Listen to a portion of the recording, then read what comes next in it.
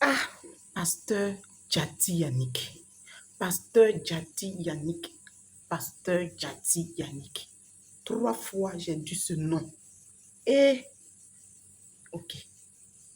Alors, là, il est minuit 37. Je dois prier tout à l'heure. Bon, après ma prière, je ne touche plus mon téléphone, je vais dormir. Donc, je suis tombée sur une vidéo. Je vous fais part de cette vidéo-là d'abord, avant de prier et pour aller dormir. Je crois que le temps de finir, le temps de mettre la vidéo en ligne, peut-être qu'il sera 1 heure. Alors, je vais vous montrer la vidéo. Je ne vais pas faire de commentaires parce que la vidéo en elle-même, en elle seule, il n'y a rien à dire au fait. Moi, perso, j'ai aimé. J'ai aimé. Voici la vidéo. Je vais vous la mettre à côté. Et puis, on va regarder ensemble. Depuis un certain temps, toutes les personnes que je reçois, elles me posent une question. Il n'y a rien à payer. Il n'y a rien à payer. Je suis étonné. Et pourquoi les gens posent? C'est parce que c'est devenu tellement commun de payer pour être reçu par un pasteur. C'est devenu commun de payer pour qu'on prenne soin d'une âme. Il y a des pasteurs, ils ont mal de finir l'entretien sans que quelqu'un ne fasse une offrande. C'est comme si le fait de t'avoir reçu, et puis j'ai pris le temps de te parler, et puis tu es parti, et tu n'as pas laissé une offrande. C'est comme si tu n'as pas honoré quelque chose. Vous n'êtes pas des pères, vous êtes des mercenaires. C'est quel papa, chaque fois que son enfant doit lui parler, doit payer? L'amour n'est pas égoïste. Toi-même, tu vois que ton propre enfant n'a pas l'argent. Peut-être c'est son dernier billet qui est là. Ça ne fait rien si tu ne prends pas. Où sont les pères qui décident de ne pas prendre?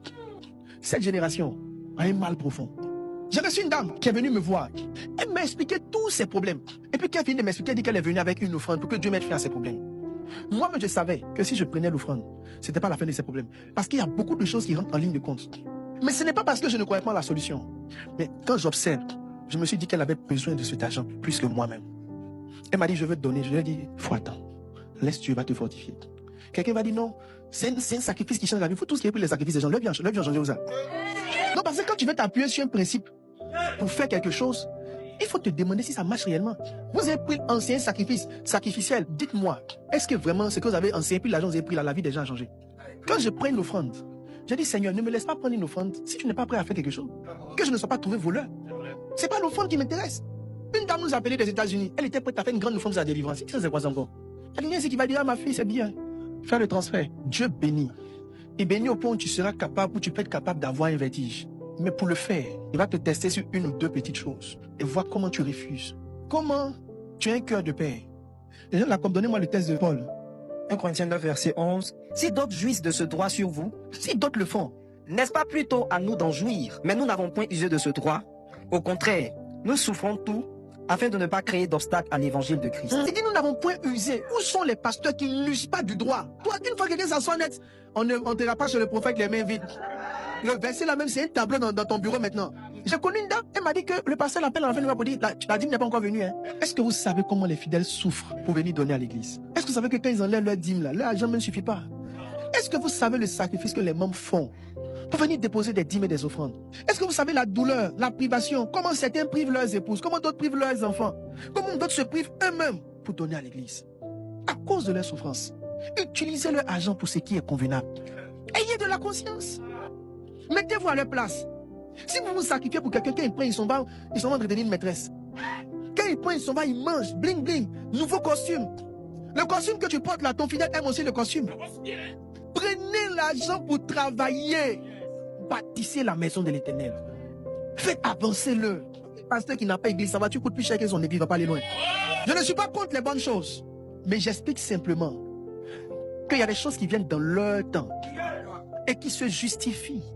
Si un gars comme Papa Dion même roule dans Rolls-Royce, c'est normal. Les œuvres sont là, ces églises sont partout. Toi, ta cellule n'a même pas de lieu. Tu n'as même pas encore payé tes règles. Regarde comme tu coûtes cher. Que fais-tu avec les dîmes? Vous pensez que c'est un marché? Des hommes qu'il a acquis au prix de son sang. Tu vas venir les dépouiller. Et puis lui, il va s'asseoir, te regarder. Jésus est que Dieu responsable. À un moment donné, il va se lever. Il va frapper. Si la crête ne rentre pas dans ton cœur, pour arrêter ce genre de pratique, ça sera la fin de ton ministère. Ne jouez pas avec le ministère. Ça ne nous appartient pas. L'église ne nous appartient pas. Les fidèles ne nous appartiennent pas. Nous sommes juste des étendants. Quelqu'un nous a confié ses enfants. Ce qu'on a à faire pour qu'il s'attache à lui, ce qu'on a à faire pour qu'il l'aime, faisons-le. Il y a la mort dans le ministère. Donne-moi le test. Il dit, je n'ai désiré ni l'argent, ni l'or, ni les vêtements de personne. Donnez-moi la suite. L'apôtre Paul, c'est un père. Il dit, vous savez vous-même que ses mains ont pourvu à mes besoins et à ceux des personnes qui étaient avec moi. C'est son appel papa. C'est son appel apôtre. Lui-même, il a travaillé. Et puis, quand il peut, il prend lui-même son propre argent et puis il aide les fidèles. Où sont les pasteurs qui prennent leur argent pour aider les fidèles? Qui as-tu scolarisé dans ton église? Quelle caution as-tu donné à un fidèle dans l'église? Quel malade as-tu soigné dans ton église? Tu as tous les versets pour prendre. Tu n'as pas les versets pour donner? Dans une église de pasteur disant à sa maîtresse, va voir dans le panier là, prends 40 000. Donc lui il est là, les dîmes sont là-bas. Et l'entretien c'est quoi avec? Ces gars auront double mort. Allez demander à Ananias et Saphira.